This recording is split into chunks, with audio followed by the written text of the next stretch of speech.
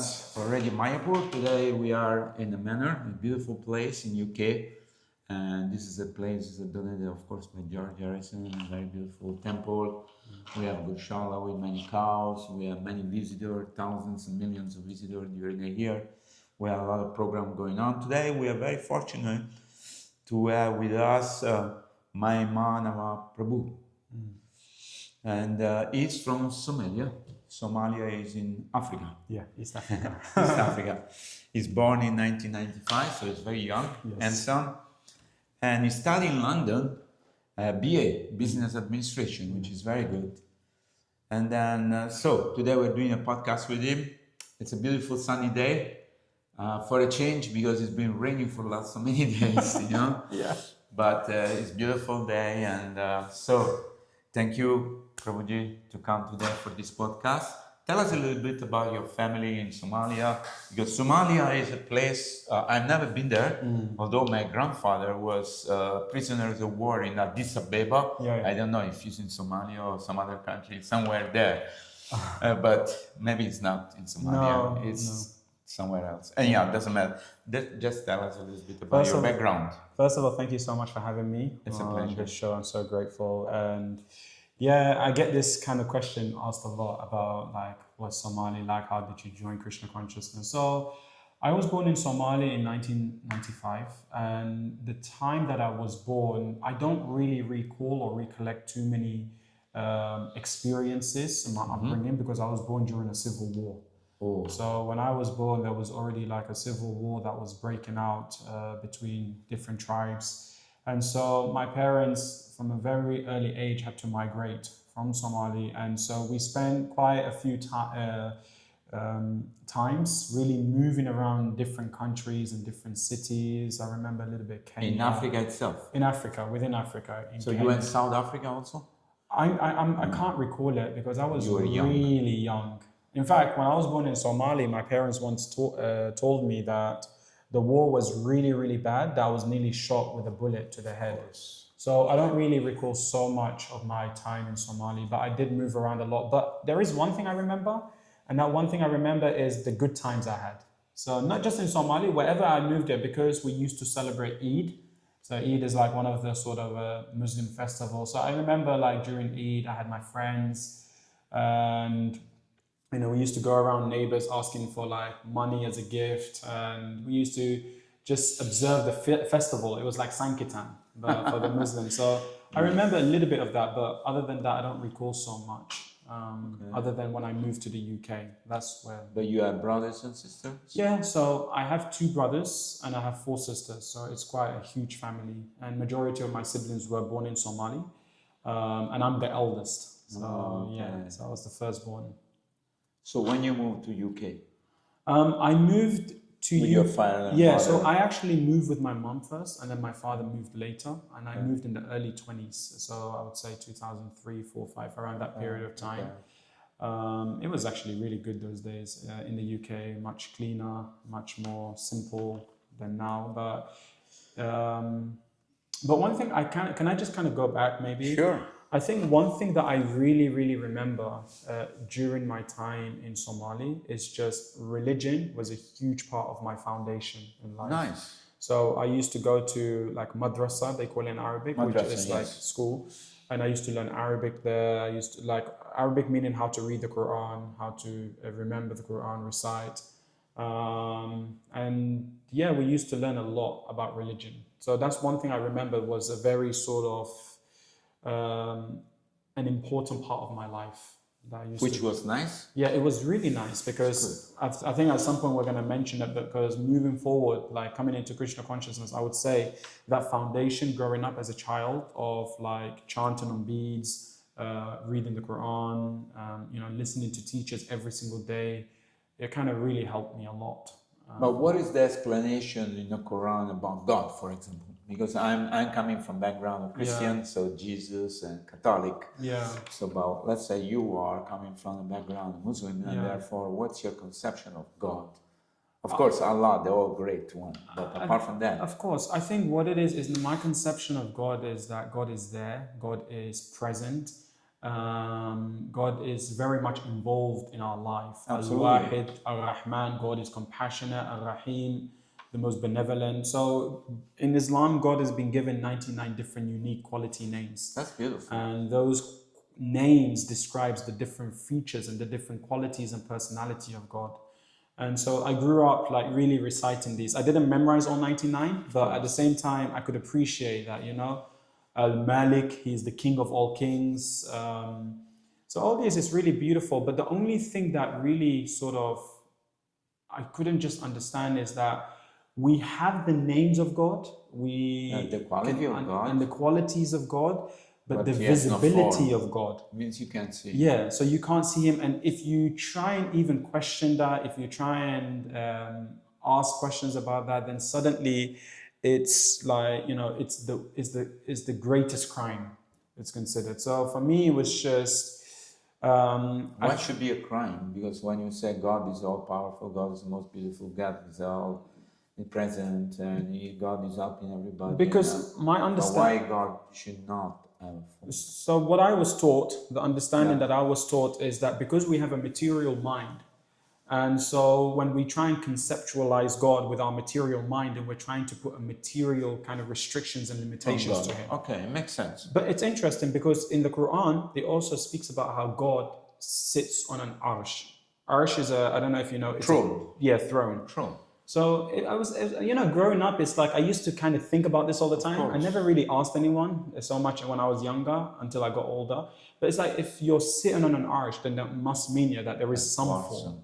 Yes. So it's just the fear element that kind of really prevented me from pursuing those questions a lot. But nevertheless, the Quran is really beautiful, I found personally when I was studying it. For instance, that many people believe that, you know, what we're trying to do, or what the Muslims are trying to do, is that they're trying to enforce their faith on other people. But then there's a beautiful verse in the Quran, basically, which, can I say in Arabic? Is that okay? You can say anything you want.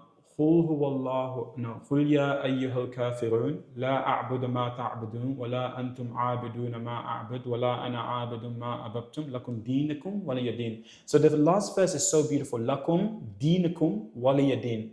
It means that actually we should allow people to practice whatever they want to practice and carry on their journey, and we should focus on our own spiritual practice. That's So beautiful. this idea of enforcing religion onto other people, it's not even so much Mentioned in the Quran. enforced in the Quran. It's more what it is that people see things as they want to see it, and so then therefore they follow through that, from my understanding. And that's why for me, growing up, I never really felt so compelled to try and enforce what I believe onto other people, but rather, growing up, I was curious about other people's religion. Yeah, that means spirituality is not confined to one religion, because ultimately God is one. Precisely. So it's like, I remember when I was a child in the school, there is a priest who's coming every week and speak to us about Jesus and say many times Jesus is the son of God. So whenever I ask, okay, but who is the father of Jesus? Precisely. And they say, oh, well, actually, we don't know. But you have to have faith in order to understand this mystery of the faith. Yeah. And I was thinking, okay, you know, because Jesus preached pure love, you know, universal love, because, you know, he was upset when they were performing this killing sacrifice in the temple, and he was against discrimination of people. He said we are all sons of the same Father. So it looked like, you know, he was very kind person, very loving person, and then therefore I wanted to find out who is the Father of God. And yeah, that's another story. But for example, some people say that in the Quran is mentioned that you can kill all the people who are not Muslim. I don't know how true is this. So I don't know, please, because I never read the Quran, so I don't know. No, it's absolutely fine. I think what it is that having a format. I think one thing that I always strongly believe is interfaith discussion. Natural, so yeah, living at the temple, this is something that I've been really involved in. And the question that you're asking is a very much a natural question that many people ask. Because if you see, you know, there's a saying that we don't see the world as it is, we see the world as we are. Absolutely. And if you look at the world today with everything that is going on, the war, the murder, the crime, it's natural that people just want answers. And the easy answer is that, oh, it says in the scripture. But there's a verse in the Quran, and you can search this up. There's a verse in the Quran which basically says that if you save one life, it's as though that you have saved the life of all of humanity. That's And nice. if you kill one life, it's as though that you have killed the lives of all humanity. So the Quran doesn't just kind of wildly declare that you should just go around and kill people. Of course. But rather, what the Quran educates people, what the Quran teaches people is that if you are being attacked, then you're in the right to protect yourself and to protect your family and to protect your country and to protect your religion. That's general law, which I think is mentioned in all the scriptures. Even Prabhupada mentions that. Prabhupada mentioned that to protect the temple and the devotee, we could use violence. And the Bhagavad Gita is born in the midst of a fight between the Kauravas. And so there is war going on, but then, I don't understand why, of course, this we can understand that as extremists. Can be Hindu, can be Christian, the Christian time there were the Crusaders who going around and protecting the pilgrim, but then they also start to do crazy things. There's a thing that, philosophy without spirituality makes one fanatic. Absolutely. And so one thing I would share is that, when people ask me what was your experience as a Muslim, I cannot generalize all Muslims, but personally, I grew up around a lot of people that had more of philosophy than spirituality. Which is nice. And so, It's nice, that's it. It's nice, but what it is that when there's only philosophy without spirituality, then what happens is that then people become desensitized. They become disconnected, and then they see that their path is only the right path. And I grew up around a lot of people that taught me, or they tried to bring me up to hate other religions, to hate other religions, to hate other faiths, to fear other faiths. I grew up around a lot of people like that. So, when I came into Krishna consciousness, it took a lot of time for me. And by the way, the thing is, I want to mention that as I'm saying all this, it's not to generalize all Muslims. Of course. It's rather my own personal experience and environment and the people I grew up with. Because sometimes what it is that people can listen to this and they can take it out of context. That it's like, all Muslims are, but no, not necessarily the case. You sure? But so it took a lot of time, especially after I joined Krishna consciousness, to unlearn to hate and learn to love. And how do you find Krishna consciousness means? How did you meet the devotee? Because I don't know, somebody gave you a book, somebody gave you a prasadam, or you saw them in the street, and each one of us have different story. Yeah. So this story really makes me emotional, and it also really instills a lot of faith in my life of God. So in 2019, and even prior to that, I spent many, many years. So what had happened was I grew up in London and I went to school just like any other ordinary person, but I had a lot of questions. Especially I was praying 5 times a day, fasting, Ramadan, doing namaz, everything. But how can you do that in school? You can actually. Nowadays in schools, there's places that you can go to where you can actually pray. Like in the airports. We go in some airport, there's a prayer room. Precisely. It's just, So I used to pray 5 times a day, fast Ramadan, do all the kind of stuff. But somewhere deep inside of me, I had a burning question. Who is God? And it wasn't who is God? Because I grew up around, my parents were very poor. They were very poor. We were about to be evicted from home. I grew up around a lot of gangs. I grew up around a lot of people that were in London, getting murdered and killed, people carrying knives. So for me, it's all these events in my life made me question things, You call this crisis, moment where you don't... And I thought to myself, I don't want to end up dead. I don't want to end up just like any other person. So it made me question life. And it made me question what impact am I making for the world? What am I doing? And who is God? And why isn't God intervening in all this? Why all these bad things happen to good people? Exactly, precisely. And so what happened was when I went to my mom, and Krishna bless her, she's just following what she's been taught. Naturally. But when I asked my mom, if God is merciful, if God is Ar-Rahman, Ar-Rahim, compassionate, merciful, why are you suffering? You pray 5 times a day, you do everything. Why are you suffering? And why are so many people suffering? And my mom was just so shocked. She was just like, you cannot be asking these questions. Keshav Blasphemy. Yeah, blasphemy. Keshav Means you don't have faith in God, basically. Precisely. Right? Yeah. Like once there's a quote that says, if you tell a lie long enough, it becomes a truth becomes a culture, and a culture becomes a tradition. So my mom was just following a tradition, not to say that Islam is a lie, but she was following a tradition that was passed down onto her parents. And so my mom said, don't ask these questions. And my kind of hunger to learn the truth could not accept her answer. So then what I used to do is every day, secretly, I used to leave home and I used to go to the church. I used to go to like different religious places. Just to explore and find out. And to ask questions. And then one day I went to one place where a Christian gave me a Bible. Nice. And he said, yeah, take this Bible and read it in your own home. When I took this Bible home, I hid it, and you should not do this, by the way. No. When I took this Bible home and I hid it in my room, my mom found it when she was cleaning my room, and she was shocked. She was just like, what have we taught you? What have we done to you? Why are you doing this? Why are you disobeying us? And I felt like I'm not doing anything to hurt you. I just want to find the truth. I want to find the book. So then what happened is the relationship became so intense that after a year or so, I moved out of home. One day, I just decided I need to leave. But you were, sorry, I'm interrupting you, but you were still eating meat at the time? No, actually, I became vegetarian. I chose to become vegetarian. Your father, mother, and brother, my and sister, mom, they were not happy with that. They said that if you're going to become vegetarian, we're not going to cook for you, we're not going to tailor for you, you go take care of yourself. So I became a vegetarian, and so that meant every mealtime my parents would be eating whatever they're eating, and I'd be in my room. And I'd go and I wasn't pure vegetarian, so I used to eat egg. That was but at least I wasn't eating meat.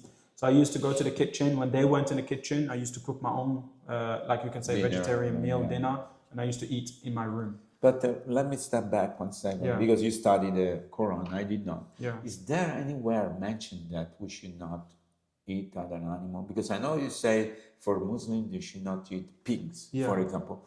But does it mention that the all grateful, merciful Allah say not to eat any animal or not to eat any other living entity? I don't know. Can Yeah, the thing is, it's a very good question you're asking, and I'm just going to kind of share my input in this, my thought on this. I think what it is that God comes to different yugas, to different people, and then He gives them different messages according to what they can cope with. Also time, place, and circumstances. Yes. So I think it's like if we were to tell those type of categorical people that you're not allowed to eat meat and stuff because we're very hot-tempered, we're very hot-blooded, and the thing is, it's like, and so God does. Also, maybe because in the place where He preached, there was not much food, maybe. Yeah. Also, I can. Yeah. Desert. So what it is that meat eating is a thing in Islam, but what it is that there's certain prayers that you make, a certain way of doing it, a certain consciousness in which you should cook. But nowadays you see with the industries, you see the way things are industrialized. It's like, you use machines, you don't even use prayers all the time, and then you just slaughter. That before they slaughtered the animal, they pray for the animal soul precisely. Correct? And even the Krishna consciousness in the Vedas, in right? The Vedas, the Brahmins, they used to at that time. But in Kali Yuga, of course, it's banned. Precisely. So, but it's a practice, it's a culture that still carries on nowadays, but it doesn't always carry on But what means halal, for example? We saw so many shops, halal meat. I see in Australia and New Zealand. What is halal means? Halal means, you can say, it's like a food that has been bona fide, a food that basically the right prayers are made when the animal is slaughtered. The right consciousness. So that's what basically halal means. It's the same way that when we eat prasadam, we have to make the prayer. We have to do the prayer first. The Lord. And then not only that, even before prasadam, it's a bhoga. And a bhoga means that you're offering, you're making certain mantras, certain recitations. So halal basically means simply the same thing. You have to be clean. You have to be clean. You have to pray, and you have to offer it to God first, basically. That's interesting. So then, when did you meet the devotees? So I met a devotee. So what happened, I think the interesting part of the story is then when I left home, I was homeless for 3 years in London. You were living in the street, like these people with a tent? Yeah. I was That's tough. It was really tough. It's cold in the night, and police come, and the guy clean the streets. Definitely, it was really tough. But at the same time, can I share something? Even though it was tough, I felt like I met Krishna on the street. I can genuinely say that because Absolutely. even though it was tough, so many beautiful things were just unfolding in my life, even whilst I was on the street sleeping, in and out of different hostels and homes. And then later on, what happened was after 3 years, so around 2019, somehow Krishna orchestrated a whole kind of situation in my life where I no longer had to be on the street. That's nice. And then about a month later or so, I went to a park in Battersea in London. And there was I was just hanging out, just reading something, and I met a devotee there. Interestingly enough, what had happened is that I was near a Buddhist statue, and there I was reading a Buddhist book. Nice. And then I couldn't find any bench to sit on, but there was one bench, and that one bench had a devotee sitting on it who was doing like Surya Namaskar. Oh, nice. Exercise and sun gazing and all that kind of stuff. And then what happened was I sat down next to this devotee, and then he just instigated a conversation. And then he said, "How are you doing? What are you reading? What is this about?" And devotees are amazing. They're just like, they're good at tricking people. He was just asking me questions because he wanted to share Bhakti Yoga. Nice. So then I started sharing, and he started sharing, and then he started telling me about Krishna consciousness, that God has a form, that you can connect with that form, you can develop a relationship with that form. Revelation. And you can have a relationship. And I think that was the thing I was yearning for the most. So then he told me a lot. And I would say maybe 50% of it made sense to me. The other 50% was just like, I don't really get it. And then he took me to Soho Temple. Nice. You like to mention the devotee's name? Giri. His name was Giri, yeah. From London? From London. Nice. He used to be a security at Soho. Oh, nice. And then what happened was then he took me to Soho. And then I remember the first time I went to Soho, it was a packed up temple room. One devotee was giving a class. Yeah. And then the curtain was closed, but then suddenly the curtain opened. And then I just saw Radha Landaneshvara, and I was just like, I felt a deep, yeah. It was just so beautiful, the devotion, the love, the way they were dressed, the way they were just looking. And I just felt like my heart just was racing. And I looked at them and I was just like, I felt like I was home. Nice. And then after that, then every week I used to go for their Wednesday wisdom. Sangha. Wednesday Sangha. And then from there onwards, he gave me a Bhagavad Gita. And then I started studying, and then soon he took me to the manor because he needed to collect milk from the Goshala here. Right. And then here I saw a poster which said, "Become a monk for 7 days." And then I joined the ashram. And that was about 6 years ago. That's so that was beautiful. Amazing experience. Yeah. Okay, tell me your experience of coming from Seoul, living in the street to the manor, and trying to become a monk for 7 days. How was that experience? So the experience was so beautiful because I was brought up in an environment where it's all about thinking about yourself, selfishness. And I think one of the hardest things that I have experienced and I've seen in the world is that people are so afraid of embracing kindness because they think that their kindness, that they're just being exploited. Yes. That they want to be used and manipulated. Right. So for me, it's like being on the street, I developed a certain type of mindset. Naturally. Because I reached out to so many friends, I reached out to so many members of extended family, and nobody could assist me the way I really needed assistance at the time. And so, but still, you were praying to God in your heart. I was praying to God, but there was a time I also lost faith in God. And I think because you said, "Why this happened? Yeah, why is this happening to me? Like, I'm praying. Why am I on the street? Why am I getting kicked out of this place?"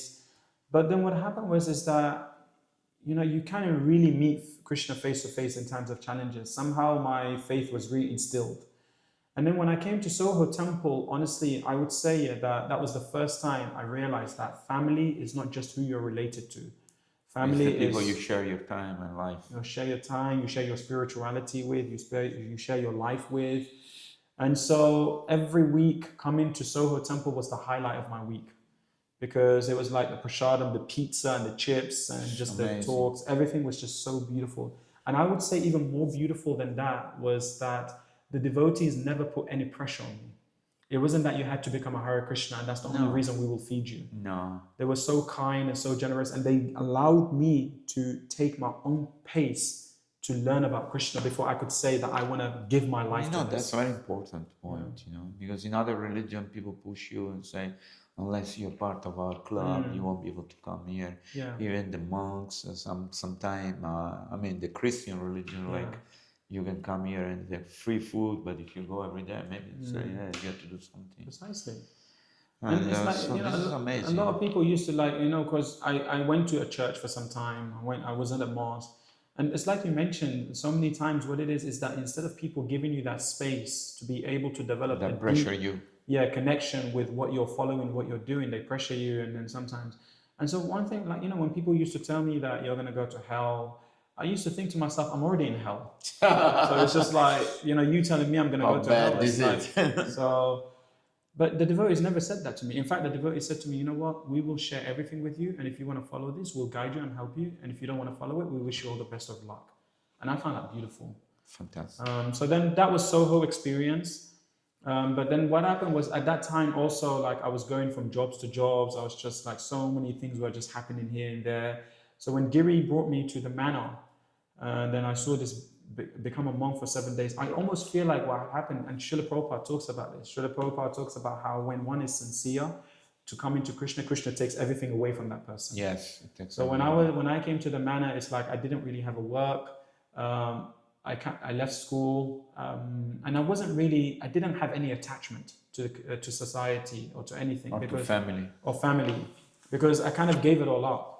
So then when I came here and then I saw the 7 day be a monk course, I felt like, you know what? Let me just fully embrace this. Sure. And one thing that really guided me in life is my desire, because I think my life isn't like, I'm not trying to depict my life as a saintly life. I was bullied and I also was a bully. People used to hurt me and I used to hurt people. But at some point what happened in my life is I just thought to myself that I want to really help people. I really want to make a difference. I feel like people are confused around me and I want to be able to kind of make that change. And I tried to run my own mindset coaching program. I used to do so many, but none of them was working because they're all temporary. You cannot have an eternal relief with a temporary solution. No. And so when I came to the Hare Krishna BhaktiVedanta Manor temple, I just felt like it was just transformative because I was learning things that you just don't learn in the world. I was learning things that you don't learn in society. You don't go to any school and they don't teach you who you are and what your purpose in life is. They just teach you algebra, math, science, education, all that type of stuff. And that's why many people, they have all these degree education, but they don't have the important education, which is who they are. And so when the cultural aspect is missing. Exactly. It's like you can go to the army and be a bomb, or you can be a rich man and you get trained to shoot and fight. But if you don't understand what is the purpose of life, and who you are, and what is your connection with God, then... Precisely. And Rannath Swami puts it beautifully, the happiest people in the world are not the ones that have the most, but the ones that need the least. And so when I came to the manor, it was like my life was just a locker. Whatever you need, just put it in that locker, and that's just it. And I just thought, that's so beautiful. So even till now, the biggest lesson that I have learned being at the temple is that I don't need so much. It's true. I don't need so much. As long as I have my beads, as long as I have the holy name, as long as I have wonderful devotees around me. That's why one of the things that people find annoying about me nowadays sometimes is that it's like, people may give me a lot of things, but I don't carry much of it. I just give it away. I just kind of keep it moving. The energy keeps moving. Always. And the only thing I try and be attached to is the mission that Prabhupada has given us to chanting and the instructions of my spiritual teacher. So, and this is how I've been living my life for the last 6 years. In the Vedas say that sometimes Krishna reveals himself to those who have lost everything, who've reached the rock bottom place. Yeah. And then the only alternative is like, okay, God, now what am I going to do? So after those 7 days, you experience Krishna consciousness and bliss and learn to chant and go to Mangalarti and everything. So at the point you decide to actually, after 1 week, you were decided to stay here, continue with your monk life, or you had to ask permission, or what was the story? How did it work? I think what it is that when I finished 7 days here, it made me realize something. It made me realize that I'm looking for the right thing, but I'm looking for it in the wrong places. You have to realize that by the time I finished the 7 day be a monk course, I was just so tired of my material condition of life. If like, I cannot even begin to explain the things that I've seen, the things that I've kind of experienced, the things that I've kind of been through. But all those incidents in life, it's like Krishna orchestrated it, because Krishna wanted me to come to a point where I was just so tired of it all. That surrender. That I just need to surrender now. That's all. And that's the prayer, like, even Queen Kunti makes that prayer, that Krishna gives me more material suffering, because then at least I can remember you. Absolutely. So after that 7-day be a monk course, I thought to myself, what am I really returning to? There's nothing left in the world, And so, but at the same time, what it is that at the time, I didn't have a source of income. So there was not really any way that I could sign up for the upcoming courses, residential courses. But you had to pay for those courses? Donation. Yeah, so I pay a certain amount, but I didn't have any of it. But what I did have is sincerity. And I think my main point is that the most important thing is not money, but it's your sincerity. Absolutely. If you have sincerity, Krishna will arrange things. Even Prabhupada, when he came to America, he was so sincere about serving his spiritual teacher. And so therefore, this movement came about. So I approached the teachers and I just told them my situation, my life situation. I told them my financial situation. And they were so kind enough basically to let me carry on with the rest of the courses. So then I ended up staying here for 3 months doing the Veda course. Nice. And then later on, I immersed myself in the Bhakti Shastri course, the sabbatical course.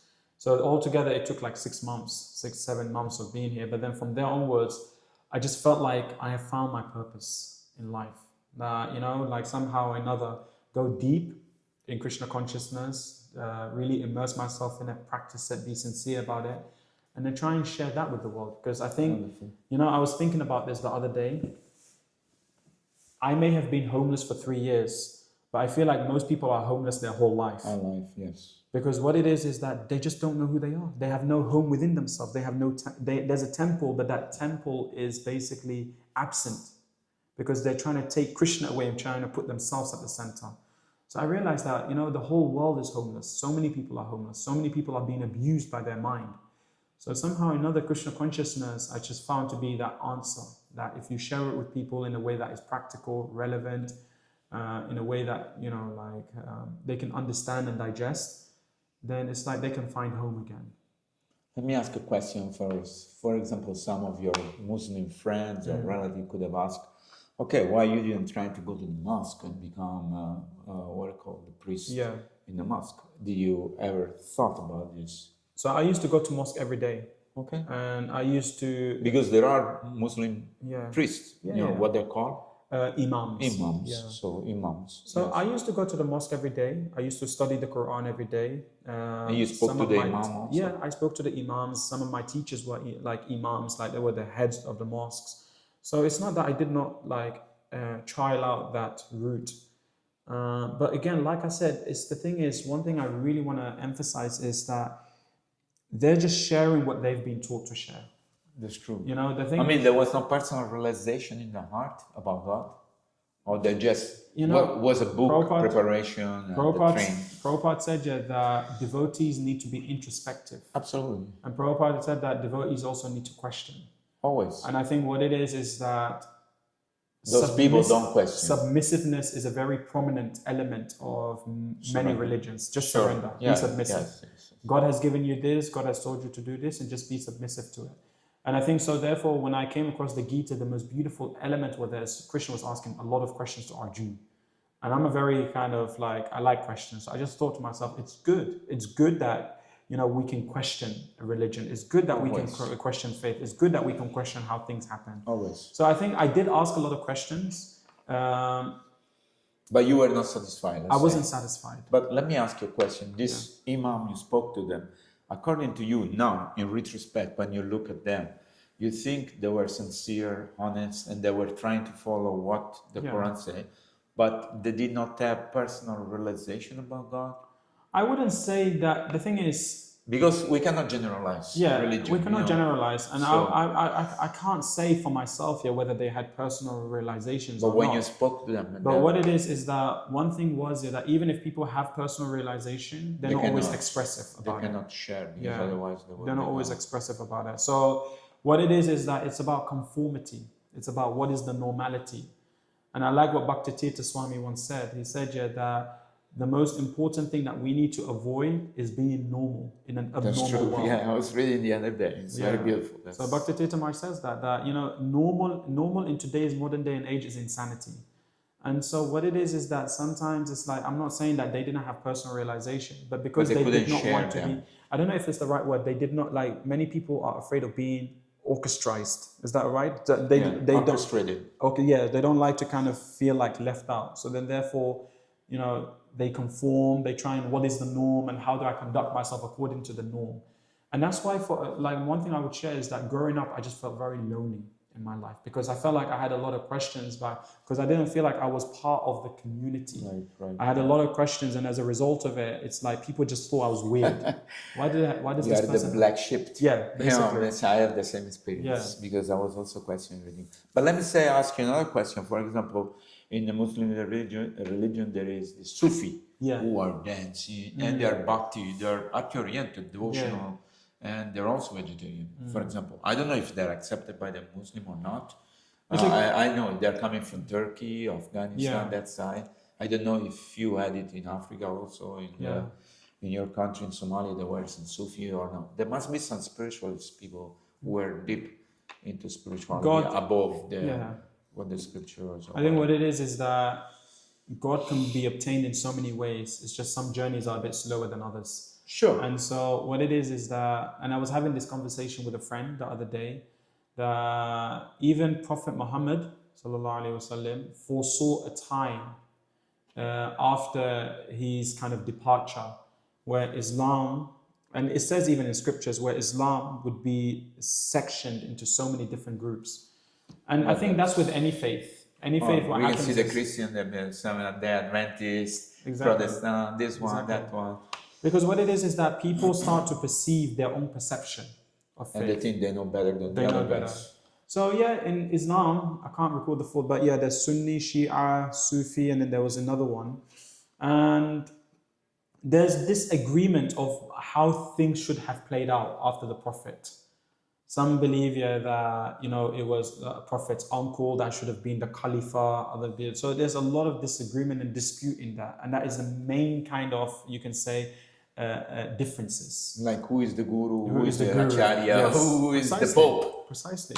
So then it becomes an institutional, which has the power of, this is natural. And I think, it's interesting you say that, and that's why Bhakti Swami, I also really I had the opportunity to speak with him before he left the world, and he said something so important. He said that in our ISKCON movement, we may individually have different gurus, but ultimately we're all connected to Prabhupada.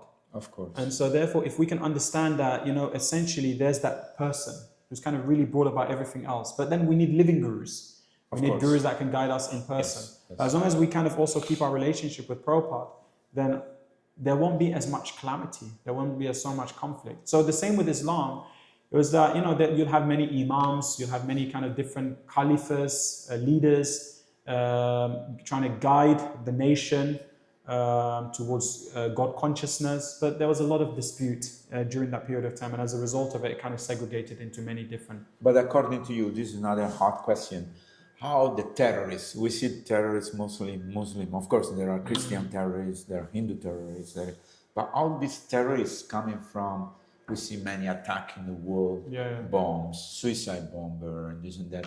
How can people come to such a level, guided by some imam or some fanatic? I don't know. I think the way how you can think. The way to explain that is that, and I'm just going to try and explain in the Krishna consciousness way, that we're all brought, we all come into this world to love. Of course. But what it is that our environment, our society, our conditioning, but also, can I say something else? Even our fear, even our anxiety. What it is that all this kind of gets fed into, and that's how often a lot of people kind of resort to terrorism. I would say that a lot of people, what it is that is to either their mind is looking for a narrative, a way to manipulate reality, and as a result of it, they come to the wrong conclusion. Or the other way, which I've seen a lot, is that people are just afraid and they don't feel like they belong, and so therefore they're looking for a sense of belonging. They're looking for a sense of a place that they can kind of resonate with and connect with, because the thing is, it's like you can't defeat fire with fire. You can't defeat hate with hate. And so a lot of that hate comes from fear. Of course. It comes from people just are uncertain. And so therefore what it is that they're looking for something to kind of aspire for. They're looking for something to kind of aim for. And then what it is that, so they're vulnerable. And so therefore what it is that manipulative people feed on this vulnerability. So I would say it's like, if, for example, like I was brought up as a Muslim, I grew up as a Muslim, but at the same time, and people wanted to teach me certain kind of perceptions of things, but I just thought to myself, it doesn't feel right. Why would God teach us to hate? Why would God teach us to fight? Why would God teach us to kill? So Prabhupada says this, don't just surrender your intelligence, but use your intelligence to surrender. Absolutely. So I don't think terrorism is something that is taught in a religion, but rather what it is that is the narrative. That is the story. I think it's politicized. Yes, politicized. Means, because it makes a lot of money. For example, in India, we see in the village, there are Muslim. I live in Mayapur for 50 years. There are Muslim, Hindu. They live together. They're like brothers.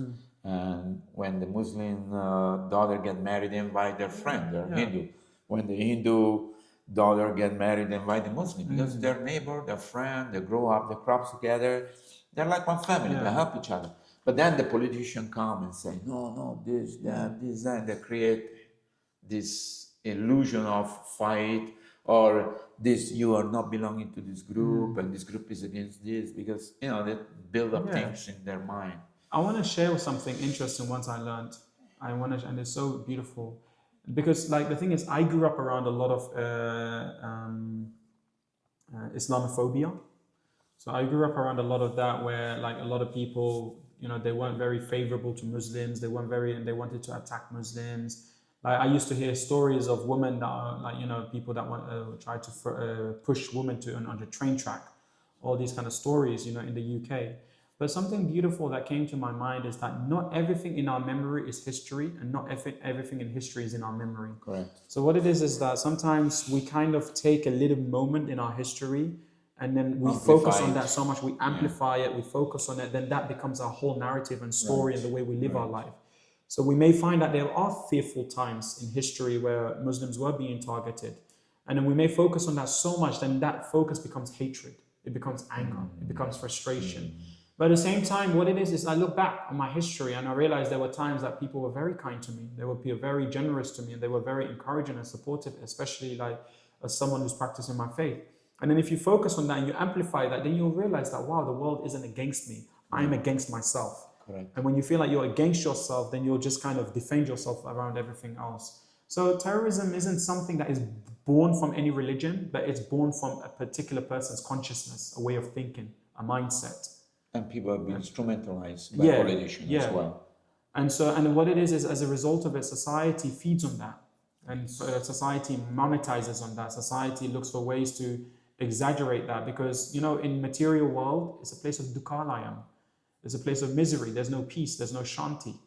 And all the news is all about war and suffering. Here, there is hardly any good news. Because good news don't sell. Don't sell, yes. So therefore... Also remind me that BhaktiVedanta Saraswati Goswami Maharaj said, no one can hurt you unless you allow yourself to be hurt by them. So precisely. So really, the problem starts with us and it ends with us. And that's why I say that Prabhupada, like one of the first things that he really inspires in all the devotees is to educate themselves. Absolutely. Because when you know yourself, when you know your identity, when you know the way the world works, the way society is, then you no longer fall for these traps. Of course. You no longer get sucked and drawn into, since I kind of moved into the temple, it's not to say I'm ignorant of what's going on in the world. I know what's going on in the world. I just refuse to watch news. Me too. We are two together. Yeah, exactly. What's the point? I can't do anything about what's going on. It's not even just you can't do anything about it. The way that you can see it is that news is just same thing that's happening, just being repackaged in different ways. Absolutely. Same problems. Just for your mind to be diverted from the real focus of what is human life. It's a distraction. Distraction. So, but these are my thoughts on terrorism. No, I agree with you. It's very important to understand those points. Yeah. So wonderful. So what service are you doing now? What service am I doing now? Here in the manor. So my main service right now is preaching. Okay. Like I said, I've always had such a huge passion for just sharing. Something good. Sharing something good, something positive, something uplifting. So my main service is really sharing Krishna consciousness in corporates, organizations. I tried it out in university, and then just people that come here regularly, just sharing Krishna consciousness with them. Marketing, but soon I'm going to be going to India. Please come and visit Mayapur. I'm going there. I'm going to Mayapur actually. When are you going? I'm going on the 1st of October, so I'll be there nice. For the next 6 months. Oh, okay. So, I'll be seeing you there. Definitely. I'm looking forward coming there on maybe on mid of October. Okay, beautiful. So I'll be there. I'll see you there, and then we can. It's beautiful. Mayapur is amazing. You know? You've been there? I've been there before, and I felt like home. As soon as I was there, I felt like home. Lord Chaitanya's mercy is so influential into you. Okay, I forgot to ask you. What about your father, mother, brother, sister? How do they take this fact that you become? So that's a good question. You become, according to them, Hindu. Yeah. That's a good you question. Betray their religions and their faith, and then I don't know. I'll ask you. So this answer that I'm going to give you is going to be like sharing my personal experience, but also there'll be an advice within it, if that's okay. Sure. So the thing is, I was very young, and I was very naive, and I was very rebellious, and I had a very hard heart and hard head. So what it is that I just felt determined that I needed to develop a relationship with Krishna, with God, and find my path. And so as a result of it, what it is I kind of shut that side of sensitivity and care and concern, especially for people around me that didn't seem like they wanted to support me on this journey. Okay. So in the initial stage, my relationship with my parents was very rocky. I completely shut them off. Yeah, I shut them off, and I was just like, I don't really want anything to do with them. I don't really want to listen. I don't want to fall back into the trap. But over the years, what it is that the process of bhakti really kind of melted my heart, and it made me realize that if I could go back, I would have done things a bit more differently. Of course. I think being spiritual means being sensitive. Being spiritual means not abandoning your responsibility and duty, but trying to do it to the best of your ability. And so what it is that my relationship with my parents isn't so great even till now, but what it is that we are in touch from time to time. Improving. They don't agree so much with my kind of religious path or spiritual path, you can say, but I try and keep in touch with them. But at the same time, I try and protect myself so then I don't get drawn into arguments and disputes and disagreements. Not necessary. Yeah. So my relationship is not, I wouldn't say it's still the best, but it's healing. And so my advice would be is that sometimes what it is that when you become Krishna consciousness, suddenly you think you're smarter than everyone else around you. And especially, we become fanatic. Yeah, fanatic, exactly. I can tell some story of and you think that you're smarter than your parents. But actually, one thing I really want to say is that I am so thankful and I'm so grateful to my mom and dad. Because without them, the path of bhakti wouldn't be so easy for me. They taught me that I had to take my religion serious. They taught me that I had to take praying serious, fasting serious, chanting serious. And as a result of it, these principles, I was able to take it into bhakti. It's the foundation. Yeah. So I would say that if you become a devotee, if you become a Hare Krishna or any spiritual person, don't think you're smarter than your parents. Be grateful because they brought you into this world. They've taught you what they've taught you. And it's only because of their grace that you're then able to embrace the next chapter of your life. So that's beautiful. That's wonderful. Yeah. I had the same experience. But my relative and my parents and my brother and sister, my grandfather told me when I went and see, I was brahmachari after a few years of being in India already. He told me, well, son, in our religion, Christian, Catholic religion, one person become a priest in the family. So you are our priest, and God is one. So pray for us. Exactly. So they took it. I was thinking they're gonna hate me, but no, they took it in a very positive way. And they were very open-minded and very kind. So they say, okay. I always tell people that the thing is that sometimes we get so flabbergasted and we get so triggered by people's actions that we don't even take the time to understand the root. So even parents, it's like actually, even if they don't agree with you, even if they're arguing with you and stuff like that, actually, the root of it all is just coming from a place of concern and care. Always. And so if we can just appreciate that and by our own example, try and just kind of relieve them from their worry and anxiety and pacify them, then you can try and have a healthy relationship. And we've seen with many devotees do that, Yeah. Also, try to understand I was coming from the background of hippie, rebel myself. Yeah. And I was traveling all over the world. So when they saw me becoming devotee, becoming peaceful, situated and happy, life. So, and no drug, no sex, no rock and roll. So they felt, okay, this is a step improving in his character and his life. So it was good. Yeah. Is there any message you would like to give for the audience today of Radio Mayapur? I think my biggest, my message would be is just Krishna consciousness is about kindness. I think that's what devotional life is about. It's about kindness. It's not about being right. Sometimes we choose being right over being kind, and as a result of it, what happens is that we actually hurt ourselves and we hurt others and we hurt even Krishna in the process of it. So the most important thing is let your actions, let your devotion, let everything that you do be guided by kindness. And if you choose kindness, then you can even correct people, you can even do the right things, but you can do it in the right way. Sometimes people may do the right thing, but they may do it in a very harmful way.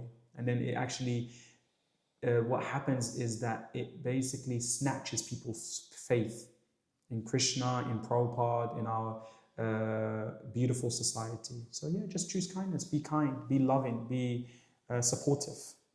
That's a beautiful message. And also, I would say that the symptom of Krishna consciousness is that you become happy. Yes. And people see the happiness in you and say, I want to become like this guy. Yeah. He has something I don't have. Definitely. So happiness is the base of Krishna consciousness.